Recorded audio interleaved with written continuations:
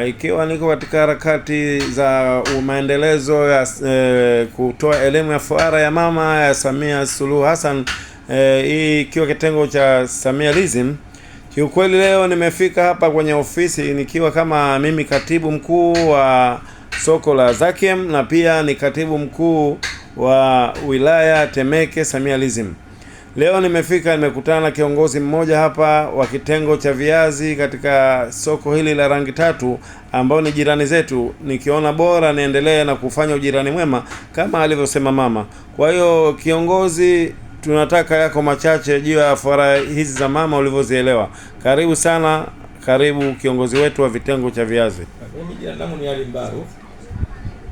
Ni mweka hazina wa soko la mweka hazina kitengo cha viazi.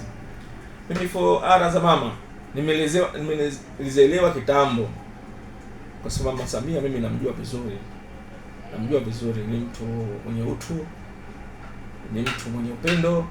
Hiyo ni asili yake, asili.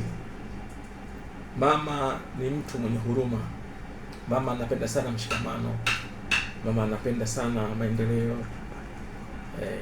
Lakini pia nikupongeze wewe katibu kwa uteuzi wako wa katibu wa soko na uteuzi wako wa katibu wa Samialism.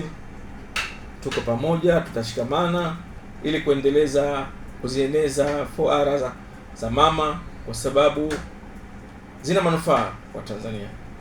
Ukiangalia maendeleo, miundombinu, afya, elimu, michezo, huna cha kuelezea. Mama ni tunu ya taifa. Kama kuna tunu ya kuongeza, mama ni tunu ya taifa.